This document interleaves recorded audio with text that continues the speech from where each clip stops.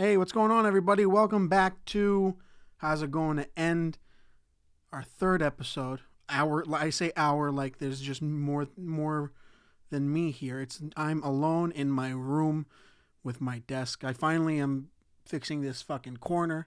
Soon enough, hopefully soon enough, I will start doing video podcasts on my YouTube channel, and I guess that'll be more.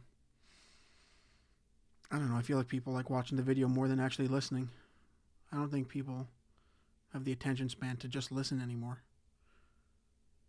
Oh, Jesus. What are you doing? That's not how you're going to get fucking people coming to your podcast, dipshit. What's going on?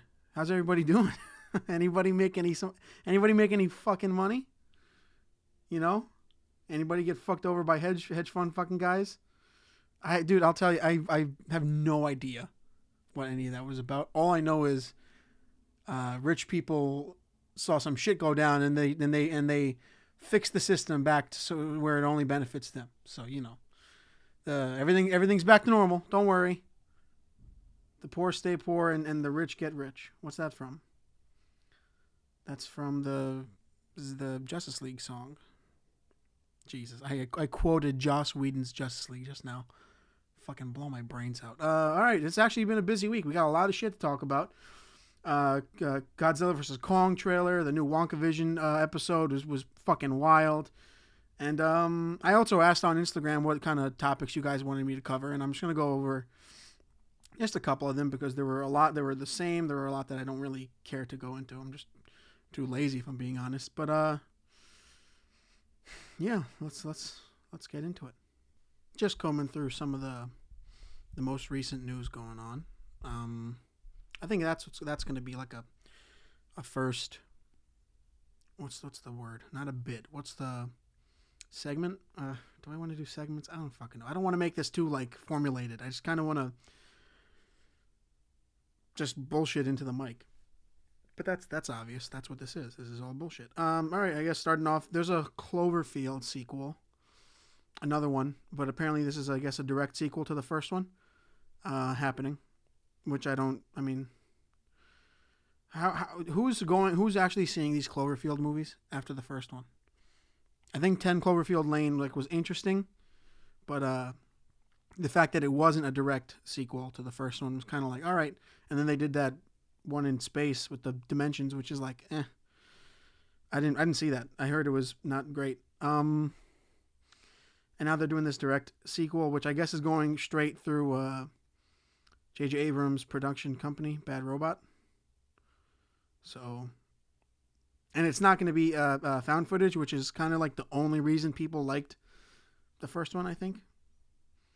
I don't even remember. I never saw it in theaters. I think I was fucking too young. But I don't remember anything really too special about Cloverfield, personally.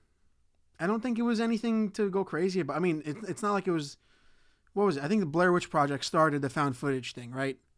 The kind of found footage where it's like people left the theater believing it. It was a fact. They left the theater going, we have to find these fucking people, you know? And then Paranormal Activity revitalized the fucking found footage shit. But when it comes to Cloverfield, I don't know if I give a shit.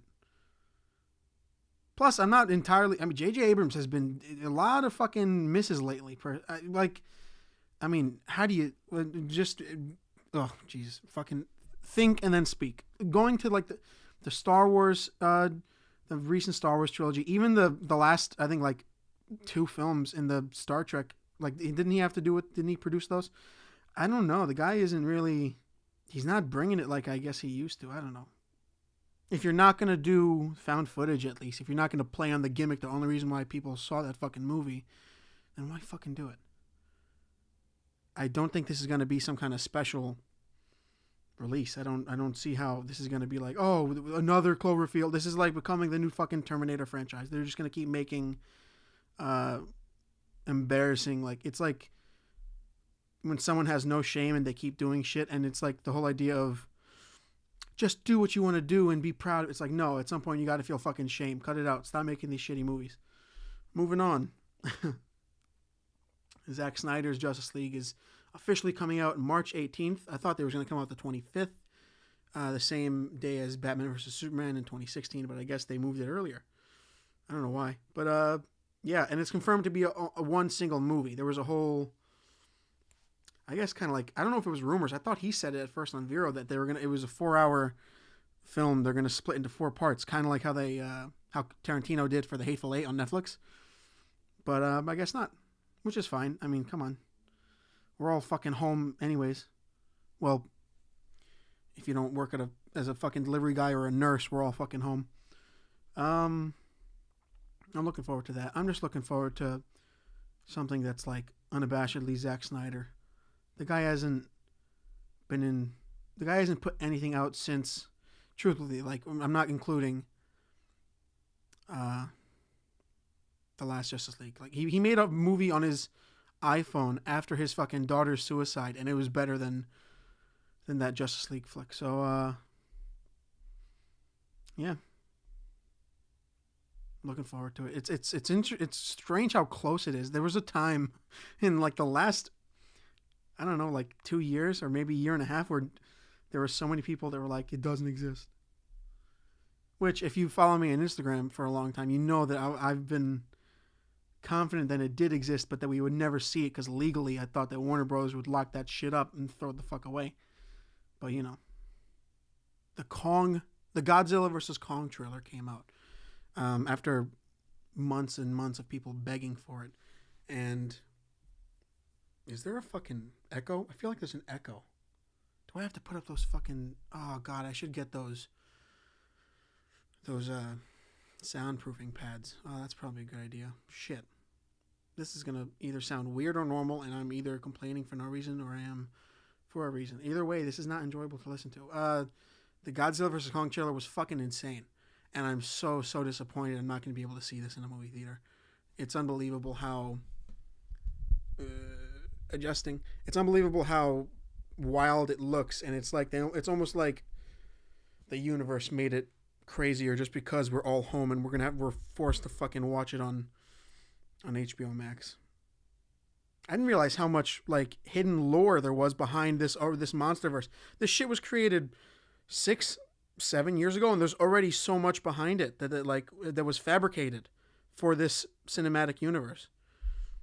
And whenever there's something new that comes out like this, or not something new, I guess, whenever there's an established lore to something, I always dive like deep into it. I really like fake history. Like recently I read, I read last summer actually, George R.R. Martin did a book that's half the history of the Targaryens in Game of Thrones. And I love that shit. Something about a fictional textbook about like fictional history is super interesting to me. I don't know why. Maybe it's because I'm not actually learning. I'm reading straight up fiction, but it's cool to see someone build so far on that. And I watched this video last night that has to do with the MonsterVerse, and it's like going back billions of years to the first dawn of the monsters. I'm like, who sat down and came up with all this shit to have it lead to Godzilla vs. Kong and Mechagodzilla, right? I mean, that's kind of been established at this point that like the probable idea for this movie is like Batman versus Superman. They're gonna either fight and then team up to take down Mechagodzilla, or maybe Mechagodzilla is disguised as regular Godzilla, which is strange. How do you put a 400-foot robot in like a cloaking? I don't know. It's interesting how they've like advanced in technology in this world. But that's most like, I guess science fiction films now. There's always just a level above of science fiction tech that is just out of our reach that we will never have. And I gotta say, a lot of people have been shitting on Kong because like for like the majority of the trailer, he's painted in like the hero light. Like the whole point of I guess they're bringing Kong in to take care of Godzilla, which is strange because I mean they saw Godzilla like melt buildings. So what's this ape gonna do? Like that's what the initial thought is. But then you think about it, Kong is a badass fucking titan. He's the smartest titan, isn't he? He's the only one that's like a primate. He's the only one whose evolution is based on like the slow crawl until what are we homo fucking... I'm not being Homophobic. What's the fucking the one after Neanderthal? God damn it! This is really not good for a fucking podcast. Homo sapien, son of a bitch. That took too long. He's the smart. I mean, for Christ's sake, he fashions tools. Like he in the trailer, he's using a tool.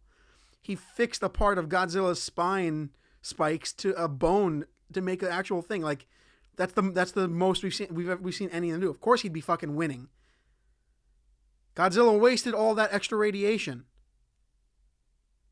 He can't do it again unless they nuke him again. So all it takes is for fuck's sake, Kong has 4 sets of thumbs, man. The guy can do anything. He's gonna whoop both Godzilla's asses. People fucking are upset. I was more amazed at the fact that he grew 300 feet in 30 years. Doesn't that sound like hilarious? I know it's the whole the Hollow Earth whatever made the mutated evolution made him grow faster, but I'm just imagining that's just big enough I feel like for every year you'd see him physically growing. That's just funny to me. But then I go back to like, hey man, big monkey fight big lizard. Don't think too hard about it. That should be the fucking name of the movie. Godzilla versus everything's got to be versus now. No fucking subtlety to it. Call it some other shit. How do you call the one before this one King of the Monsters? What's the fucking deal? This should have been King of whatever. I don't know. Big monkey versus big lizard. There you go. That's the movie. Who was that? Universal has that? Give me money, Universal. Or is it Paramount or Legendary? I don't know I don't know what's going on, man. I got this fucking book. Totally going off track here. I got this book about the growth of television and mainly the protagonists of television from The Sopranos and around just the end of what they call the third wave, the third golden era of the first wave of the third golden era. Apparently that's what the era of TV of hour-long dramas from 1999 starting with The Sopranos to I guess the end of Mad Men in 2015. Which is strange because there are so many great dramas now, but I guess that would be the second wave of the third golden era. I don't know. It's like a fucking family tree at this point. But this book is excellent so far in the way that it talks about how it's interesting how protagonists in television have gone from. This is great too. I can follow this up with WonkaVision and talk about how sitcoms moved into this and into that. Oh, this is awesome. All right. TV has evolved into this, or hour-long dramas were molded with The Sopranos. The idea of a morally ambiguous character that is also dealing with shit so that the viewer at home is sympathizing with them no matter how horrible they are. And that's for most shows. Most hour-long dramas since, 2000 follow that idea. And it's hilarious how many, and it works really well. It's funny the amount of people on the planet that are that have a real fucking darkness to them when you see these characters, and then there are people that are like, yes, that's what he should have done. That's what I would have done. And it's like Walter White killing all 12 fucking informants in prison at the same time and within a minute, and people are like, oh yeah, that's the way to go about it. It's like, that's so evil. But at the same time, the way they create these characters, man, these characters are formed out of weaknesses. It's actually really interesting. You have Tony Soprano, who is severely depressed, and he's under a shit amount of stress being a boss. And then that moves on to, characters in The Wire. And what's interesting, The Wire is probably the only one out of all these shows to not have one main protagonist that you root for, but all the characters are at the same time as morally gray as these other characters that are the stars of these shows. The Wire is the only one where it's all right, everyone's going to be real shitty, but you're also kind of going to like them. And then there's Breaking Bad, Mad Men, Dexter, 6 Feet Under, The Walking Dead. Did I say The Walking Dead? Peaky Blinders. And now, I mean, that stretches all the way to now with Better Call Saul. What a natural, like, step up, you know? It didn't seem forced. It didn't seem... there are people that are saying Better Call Saul is better than Breaking Bad, which, you know, it's got an argument going for it. I can't entirely disagree. The only reason why I like Breaking Bad more is because I think that if I had watched Better Call Saul first, if it was made first, I guess that's the chicken and the egg type shit. It's never going to happen that way, so I don't know. The only difference being we know how Better Call Saul is going to end. We know that it ends with him becoming full Saul Goodman and then dealing with Heisenberg. So it's an entirely different situation. You can't even really compare them. But so this book is basically going through the fact that all these characters are predominantly white men who we root for because they're sad, basically. And it's interesting the way it's like that's a very hilariously disrespectful understatement, but it's essentially what it is. All these characters, we give them a pass to do whatever the fuck they want, even really, really bad shit, because there's that like bottom layer of us as a viewer to be like, I feel like that sometimes. You know, with Tony Soprano, the Ducks leave, and it reminds him of his kids are growing up, and they're going to leave eventually, and he's going to be alone. And it's like, who doesn't feel like that? Who doesn't want to not be alone? Even if you're like ignoring the introvert extrovert bullshit, like no one wants to just be completely alone. I think. Is this where this gets into the brain stuff of the podcast? Is this where we talk about, you know, existential shit? And then there goes to, Breaking Bad. The guy's got fucking cancer. Punch in the fucking nose. Cancer. That doesn't get thrown around fucking lightly. So in the back of our minds, no matter what he does, we're all like, yeah, but he's going to be gone in like 6 months. And then 6 months later, he's not gone. And we're like, oh, what a lucky guy. You know, like he's a terrible person. He's the villain of the show. We root for him. He's technically the protagonist, but in the reality of the real world, he's the villain. And it's why, like, if you haven't seen Breaking Bad, come on. The fuck are you doing? What's the matter with you? This all started basically because I just started rewatching Mad Men. It's one of my favorites of all time. Mad Men has one of the greatest pilots in television history, I think. The pilot to Mad Men is fucking insane. How it subverts every expectation. It follows no fucking rules. The main character takes a nap 15 minutes in, for Christ's sake. And yet, it's such a strong pilot, and it leads to an insanely strong show. Matthew Weiner, the writer, the creator of Mad Men, was a writer on The Sopranos, which says a lot. I mean, how did I go from Godzilla vs. Kong to The Sopranos? Oh, I just randomly took a left turn. All right, that's okay. That's fine. That's not a natural progression whatsoever, but this is okay. It's just interesting thinking about how the formulas evolve with people. And it's obvious, you know, that we're not going to be... That's why people watching, you know, WonkaVision are not down with it. It's like, I can understand the idea of, like, coming across something. The only reason why I'm really, really enjoying all the sitcom stuff is because I like those old sitcoms. I watched so many of them.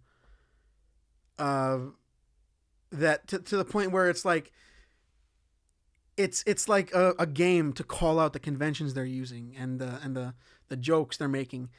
There's something so genuinely like nice about an earnest sense of humor. It's just so rare now. The latest episode of WonkaVision takes you out of the bubble. Spoilers for WonkaVision. I'm getting into it now.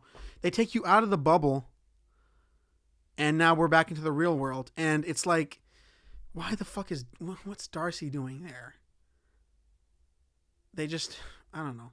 Let's bring the fifth character on the call sheet from the first Thor movies that no one likes into this great show because we need a quirky fucking girl to be quirky and make quips and call out the obvious. That's I've said it so many times to this point. It's my least favorite sense of humor because of how often it's fucking used now. This like, all right, make sure someone calls out how weird everything is. Make sure someone makes a joke about, you know, I don't know.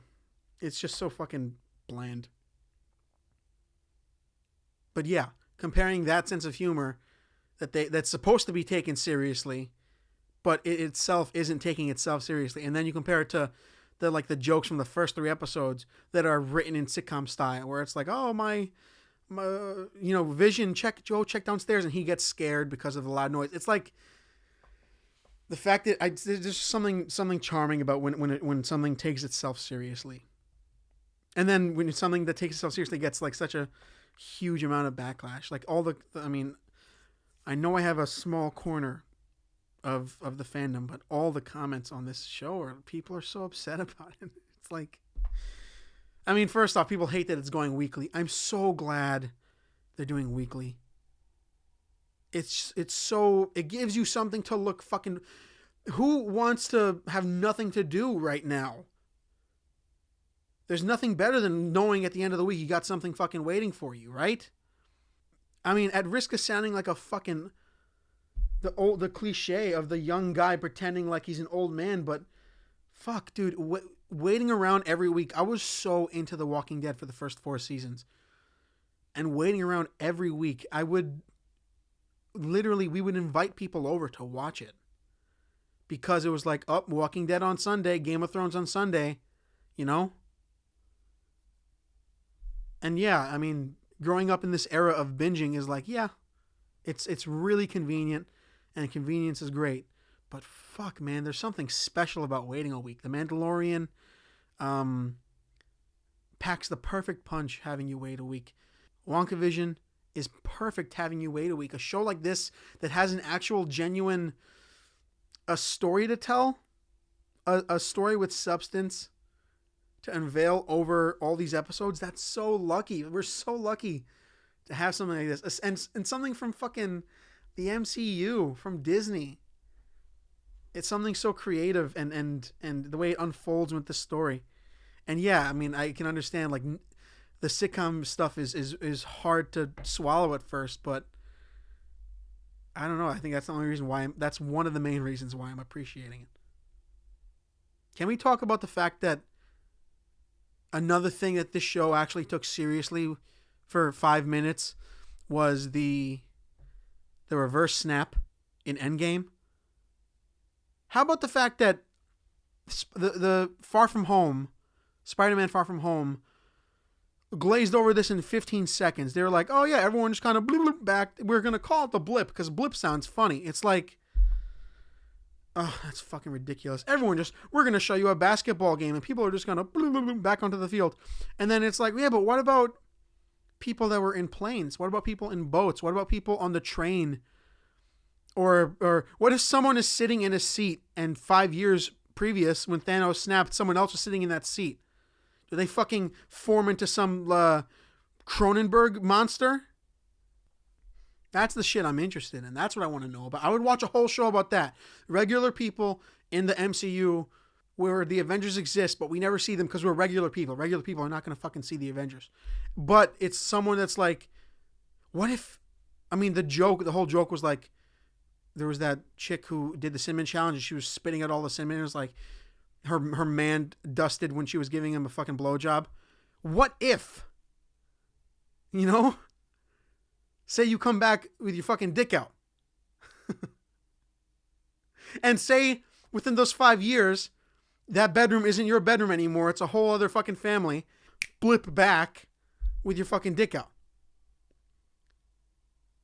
I would watch that show where it's like, that is actually taken seriously. It's a horrifying reality being brought back into existence as if you just fucking slept like for 15 minutes. That's the best part, is everyone running around the hospital and blipping back in. Oh God, I fucking used blipping. God damn it. I'm mad at myself. I just naturally said blipping. And then there's everyone bumping into each other and people are out of thin air getting like shouldered to the ground because realistically in that world they were standing there, and then that's so fucking cool. And I'm so glad that they included that into this episode. And introducing Monica that way, like she was an agent for Sword, which is also, I'm surprised it took them that long to introduce Sword. They're apparently, well, that's I guess the whole the prequel movie effect where you have 10 years of a cinematic universe, and then the last, like the 11th year that one of those movies takes place 30 years before the start of the cinematic universe. And it's like, all right, well, now we're going to have to create a bunch of shit that we're going to pretend like existed. So like Maria Rambeau starting Sword, which is like, all right, I guess we'll deal with that. I guess they're more secret than Shield, right? I mean, fine, whatever. I fucking love Randall Park. I love him in anything because he is 100% himself in anything. His sense of like the rhythm to the way he speaks is really funny. So to introduce that into the show as just a regular FBI agent, he's dealing with all this Avenger shit now.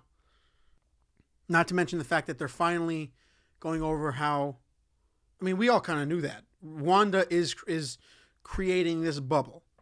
She instantly went from like Tony's funeral to this fucking little random town in New Jersey and put a force field around it and is dancing everyone around like puppets. While at the same time, Agnes, who's probably the fucking witch, is enabling it, and possibly also Mephisto, which would be such a cool way to introduce a demon character like that.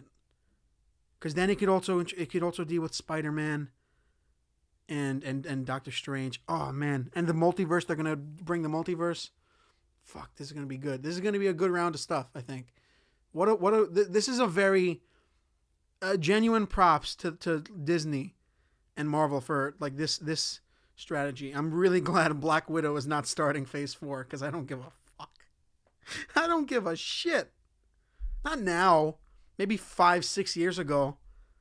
I've already pitched my perfect Black Widow movie. It takes place after the Winter Soldier when a spy for S.H.I.E.L.D. is talking to Congress. So then every other spy organization, underground spy organization, sends their perfect spies after Natasha to kill her. And then that's where we can meet Taskmaster, and you can introduce so many other assassins in the Marvel Comics universe at that point.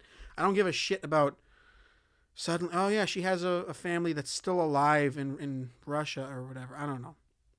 The only plus about this Black Widow movie is Florence Pugh is going to be essentially joining everyone as the new Black Widow, which is like, that's fucking great. She's amazing. I want her in everything. And I just learned recently that I think she's like 23, 24. Hold on. How old is Florence Pugh?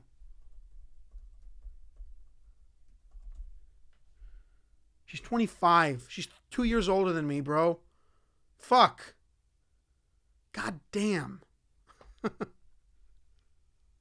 And Zach Braff, fucking JD from Scrubs, is hooking up with Florence. God damn, bro. Nice.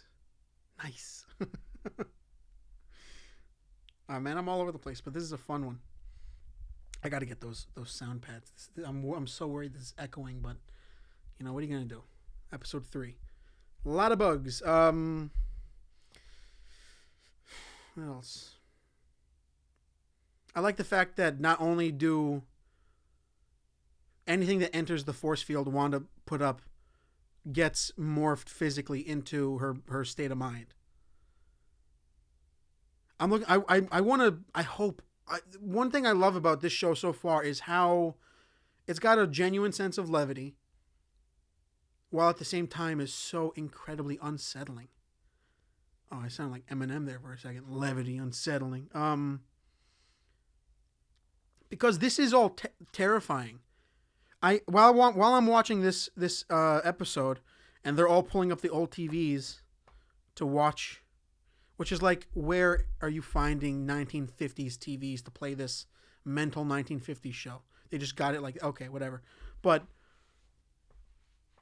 I'm picturing once they finally are able to get through, maybe Wanda gets weak enough in her fucking head to the point where more people can get through. I would love, how great would it be? Because they're already playing on how terrifying this is. is the fact that, Vision is not alive. She's created his consciousness. Maybe when she destroyed the soul, not the soul stone, the mind stone, maybe she kind of took a part of him with her and she can manufacture it from her powers, which is like she can do anything with her powers at this point. She's literally the strongest fucking being.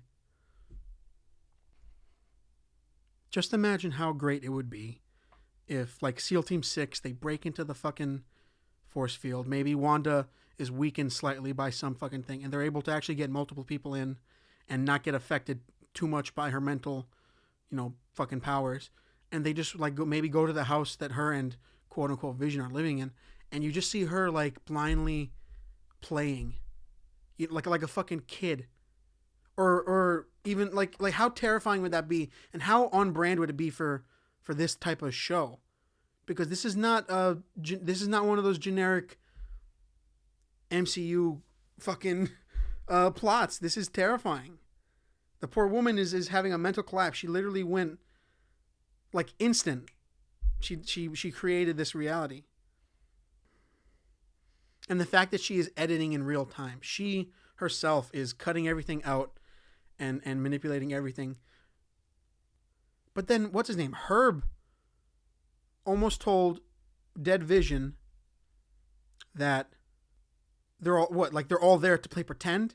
Agnes stopped him because she's clearly the fucking witch. I mean, she's clearly the Harkness, right? She stopped him for what? Because it seemed like they didn't want. It seemed like there's two motives there. She didn't want to let Vision know that he's actually dead, but I think that's how it was trying to make it look. I think in reality she's goading on Wanda mentally, and maybe Mephisto is doing some extra shit. Really fucking interesting stuff. I'm loving this show. I love how fucking unconventional it is. And I love how it can get fucking scary. That's a genuine desire from some of these movies. People talking about, Infinity War and Endgame being dark, which is yeah, I mean, they're dark for the first 10 years of movies, but it's not dark. I can think of, several moments in other comic movies that are infinitely darker. It's dark for the MCU. But then those are dark for the MCU. But then WonkaVision comes in and is like, bro, we're gonna make your skin fucking crawl. Watching some of these moments when Wanda self edits Vision, from him being genuinely concerned to him being like, this is our home. It's like, oh my god, that's brilliant. And it's all just from straight trauma. She is not well mentally. It's very similar to us the last fucking 14 months. 12? What is it? I don't even know. Is it fucking almost February? Jesus Christ. And it makes complete sense that she would choose sitcoms, the safest form of fucking television. Simple problems get solved by, 22 minutes. And in the end, everyone's fine.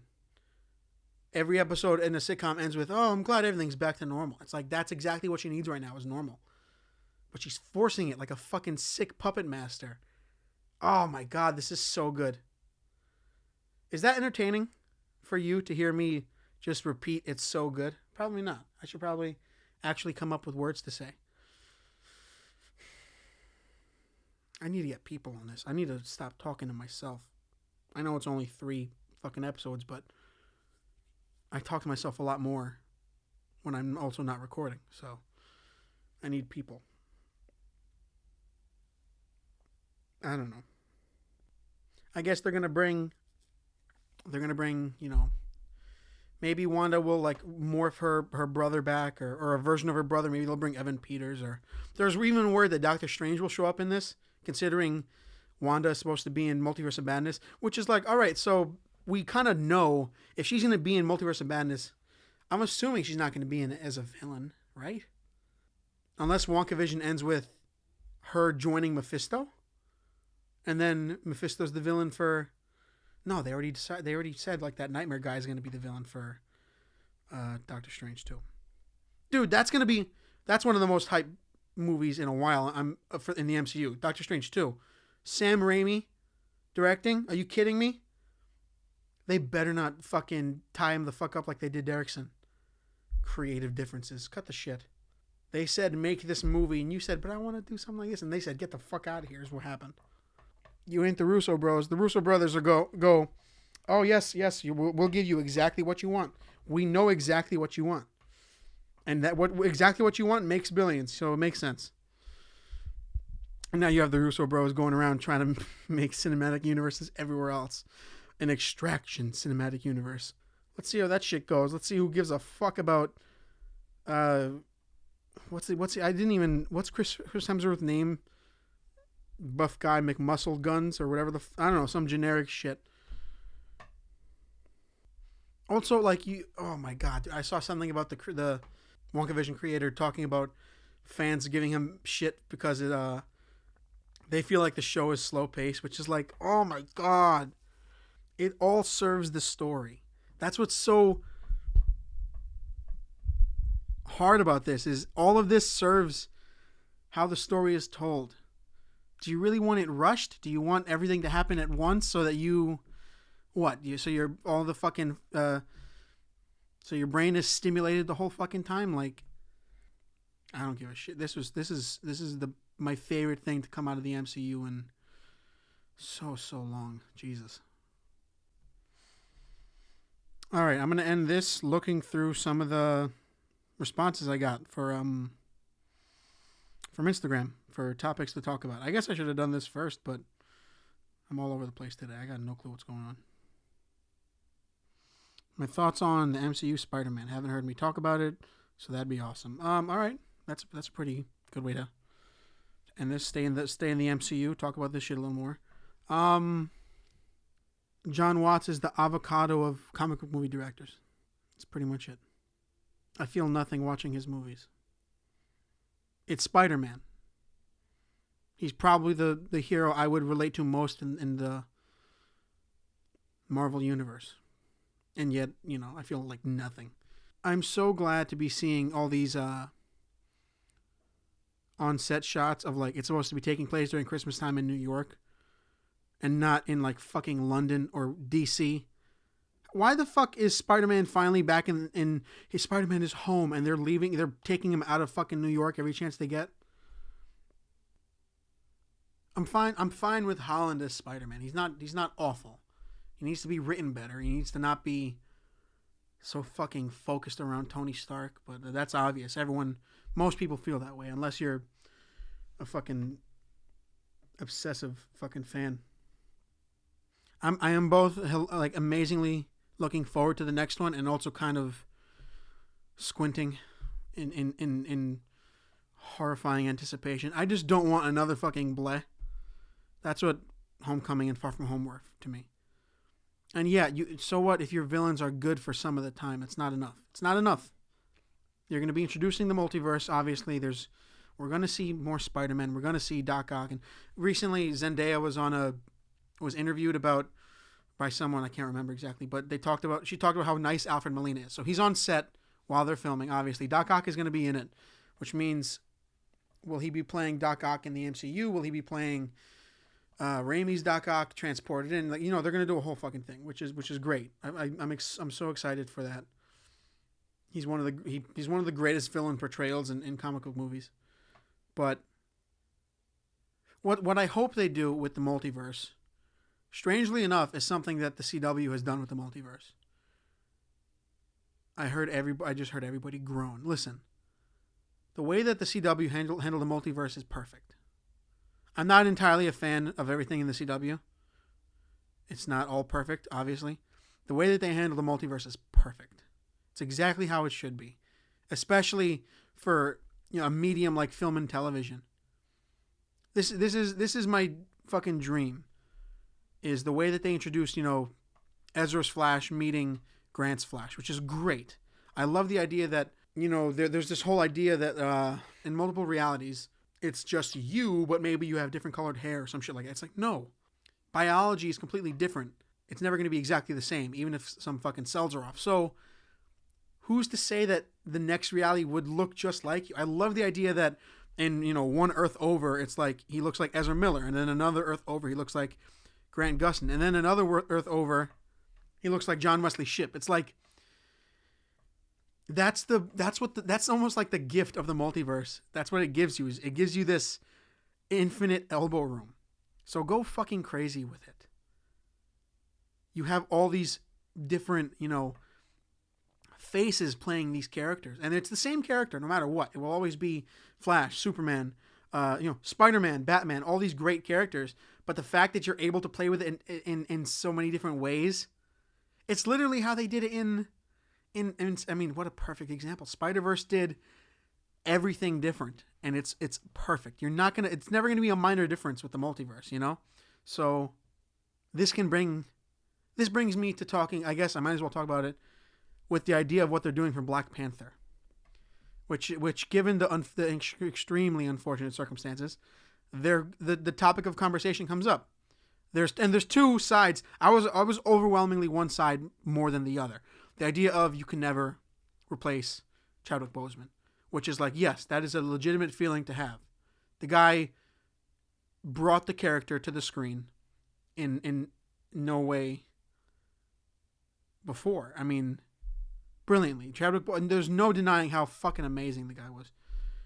And how many fucking doors he opened. But then there's the issue, which no matter what, it is an issue. There is that, until someone actually brought it up to me, it's like, there have been fucking how many Batmans and Supermans and Spider-Mans. It's like, yeah, there should be more Black Panthers. Right. So that's where you fucking use the beautiful power of the multiverse now. So there's rumors that Michael B. Jordan will be in Black Panther 2. Now, I am 100% for Shuri being the new Black Panther. Canonically, it makes sense. And yes, it absolutely does not hurt to have a black woman superhero lead her own film. And yet at the same time, for the people that want more, Black Panther men, this is the perfect opportunity for the multiverse. Because just like in the CW, how they do it, you have, the 1990s Flash playing Barry Allen's father, and then in another reality, it's his Flash from the 1990s show. You can have it be that Michael B. Jordan, biologically, in another reality, is T'Challa. And maybe biologically it was the other way around. Maybe Chadwick Boseman portrayed Killmonger. So it's an incredibly hard, thing to deal with, which is, and talking about it, like strategizing about it feels so fucking gross, but it exists. And that's another, a little of a fault of the MCU is, until they start dipping into the multiverse, it's the fact that everything is very tightly wound. Everything fits perfectly. There are all these heroes, and there are only these heroes, which is why I personally love the idea of DC standalone films. That is basically the multiverse without calling it the multiverse. Joker here, Batman here, different Green Lanterns, different Flashes. It's simply just going out and creating more versions of it creates the multiverse. And then later on, you can have them all meet through interesting ways. So the fact that the MCU is this one linear timeline, which is now about to be broken up more, obviously, with the multiverse being introduced in Spider-Man, you have to be willing to break that boundary. I think it's an incredibly interesting idea. Have Michael B. Jordan play T'Challa from another reality, and that just be the fact. The factual evidence is that he is T'Challa in another universe, and he comes over, and it's literally what they did with Tom Cavanaugh in The Flash. I mean, he is not himself in the first season or whatever, and it's revealed it's Eobard, and then the actual version of him is the version of him, and then there's a new reality version of him that comes over, and everyone hates him because of his face. His face was worn by Eobard, but it's not him. So you can 100% play on that, and at the same time, you can introduce Shuri as the Black Panther. For the reality, for our reality that we've been watching in the MCU, she will be that Black Panther. But we get to introduce another way. I mean, it's weird to say another way to honor Chadwick, but that's what it would be. Who better to play an existing T'Challa than Michael B. Jordan, right? Boy, I did not mean to end on such an unfortunate note. I'm just so glad that, both DC movies and Marvel movies are incorporating the existence of the multiverse. And the Flash movie is going to bring in all these Batman and all that, which is so great. This is the time for creativity. This is where you do all the shit that you couldn't do before because of continuity. Now the continuity is that there is no continuity. Should that be the title of this episode? There is no continuity? No, because I talked a lot about regular TV. I don't know. I'll figure it out. All right. I think that's it, guys. This was a good one. This was a flowing one. This one felt like a stream of consciousness type fucking deal. Follow the podcast on Spotify and Apple Podcasts. And follow me on Instagram at Comedian to Cinema. And check out the podcast on YouTube at Comedian to Cinema. And that's pretty much it. See you next time.